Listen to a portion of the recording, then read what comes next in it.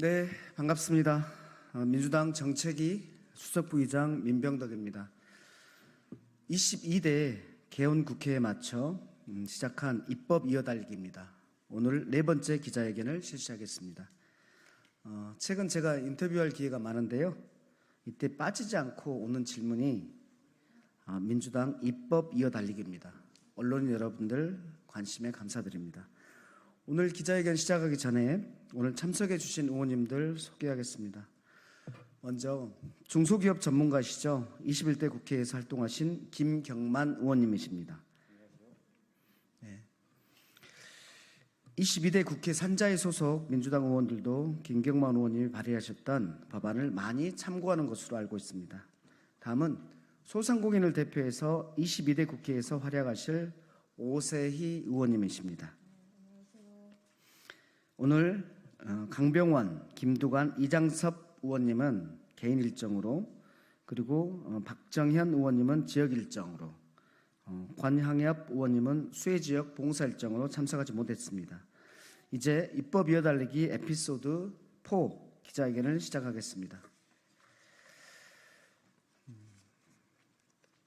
네, 입법 이어달리기 네 번째 기자회견입니다. 국회 본회의와 양당 전당대회 일정으로 늦어졌습니다만 오늘 입법 이어달리기 네 번째 기자회견을 실시합니다. 때때로 언론인들께서 입법 이어달리기의 취지를 물어옵니다. 선후배 의원 간에 신뢰가 있는 민주당의 입법 문화를 만들고자 한 민병덕의 마음이 잘 전달되고 있다는 생각에 나름 뿌듯합니다. 입법 이어달리기를 통해서 발의가 이루어진 법안은 현재까지 총 6개입니다. 위성권 의원의 서민금융진흥원법, 임미애 의원의 영농태양광 사업지원법, 이재관 의원의 국가첨단전략산업 경쟁력 강화 및 보호법, 송재봉 의원의 골목상권 공동체 지원 및 육성법, 백승아 의원의 교원정치기본법, 김한규 의원의 국가기관 전력망 확충 특별법입니다.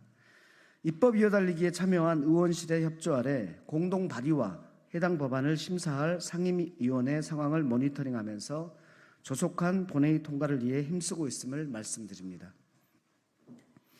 입법 이어달리기 에피소드 4 참가자와 법안을 간략히 소개하겠습니다.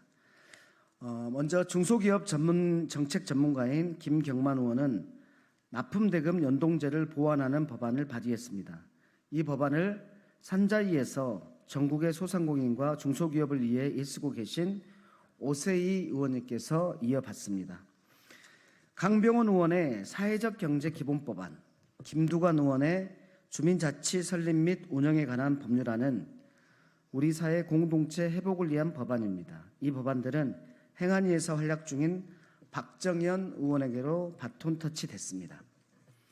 산업기술 유출범죄의 법적 집행력을 강화하는 법안은 21대 국회에서 이장섭 법의원이 발의했고 임기 만료 폐기됐습니다. 법안의 취지에 공감한 권향엽 의원이 22대 국회에서 조만간 발의할 예정입니다. 오늘로서 입법 이어달리기 법안 25개, 21대 의원 15명, 22대 의원 18명이 참여했습니다. 첫 계획보다 좋은 결과물이 나올 수 있도록 도와주신 우리 더불어민주당 선배 동료 의원님들과 보좌진께 감사합니다. 다음 주 에피소드 5로 입법 이어달리기는 마무리됩니다. 오늘 참석해 주신 의원님들의 발언을 듣고 기자회견을 종료하겠습니다. 먼저 오늘 입법 이어달리기의 입법과 관련된 내용들을 많이 기존에 만들어 주신 김경만 의원님께 꽃다발 전달식을 갖겠습니다. 아이고 고맙습니다.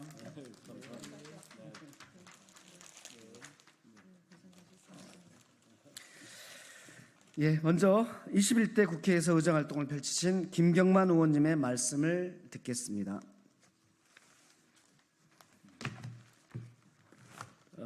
여러분 안녕하십니까? 납품단가 연동제는 771만 중소기업의 14년 수곤사항이었습니다. 이제 2023년도 12월 달에 납품대금 연동제가 통과돼서 작년부터 이렇게 시행이 되고 있습니다. 동제도가 중소기업계 오랜 수건 사항인 만큼 제도가 잘 정착될 수 있도록 정부와 국회 그리고 또 언론 여러분 많은 협조를 부탁드립니다. 잘 아시다시피 납품단가 연동제는 대기업과 중견기업 사이에서 원자재를 공급받아 납품하는 중소기업의 원자재 가격 인상 부담을 완화하자는 취지로 도입된 제도입니다. 그렇지만 당초 도입될 때 납품 대금의 10% 이상을 차지하는 원재료만을 한정으로 하고 있어서 전기료나 가스비 등 인상 부담에 대해서는 전혀 반영할 수 없는 한계가 분명히 있습니다. 따라서 많은 중소기업계에서는 납품단가 연동제가 정말 중소기업계 오랜 수건사항이었지만은 이러한 연료비 비중이 높은 전기료나 가스비 등 연료비 비중이 높은 업종의 중소기업에서는 반쪽짜리 납품단가 연동제라는 이러한 지적이 끊이지 않았습니다.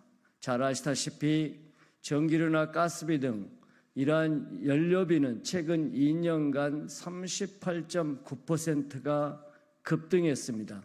반면 중소기업의 83.8%는 이러한 인상된 가격을 전혀 납품단가에 반영하지 못하고 있다는 이러한 억울함을 호소해 왔습니다. 특히나 주물이나 열처리 등 전기료 비중이 높은 뿌리 업종의 경우에는 이러한 연료비 인상에 따른 부담을 올곧이 중소기업만 부담하고 있어서 이에 대한 시정이 반드시 필요하다는 지적이 있었습니다.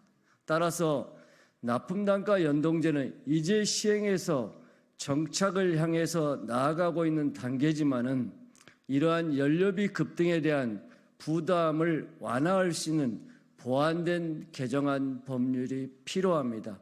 따라서 전기료랑 가스비 등 연료비 급등에 대한 부담도 함께 논의할 수 있는 이러한 개정안 법률이 반드시 필요한 이유입니다. 22대 국회에서 이러한 법안을 입법 이어달리기 법안으로 이어받아서 발의해 주신 오세희 의원께 특별히 감사의 말씀을 드립니다. 고맙습니다.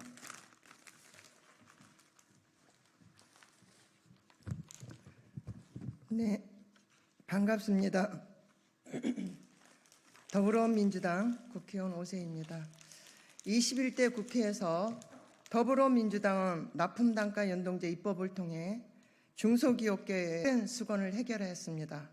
이후 현장에서 작동하는 과정에서 다소 미비한 부분이 있어 오늘 김경만 의원님께서 납품단가 연동제 보완 입법을 발의하셨지만 아쉽게도 21대에 국회에서 통과되지 못했습니다. 납품단가 연동제는 아직 사각지대가 존재합니다. 에너지를 많이 사용하고 하는 제조업이나 뿌리기업은 에너지요금 인상 영향을 크게 받는데 급등한 에너지요금은 수탁기업이 온전히 부담해야 합니다. 또한 위탁기업이 납품단가 연동제를 피하기 위해 쪼개기 계약을 요구하기도 한 것입니다. 이를 보완하기 위해서 제22대 국회에서 법안 이어 달리기를 통해 뜻을 이어가겠습니다. 저는 오늘 납품단가 연동제 대상에 에너지 요금을 포함하고 쪼개기 계약을 하지 않도록 하는 내용을 담는 대중소 기업 상생협력 촉진에 관한 법률 개정안을 발의했습니다.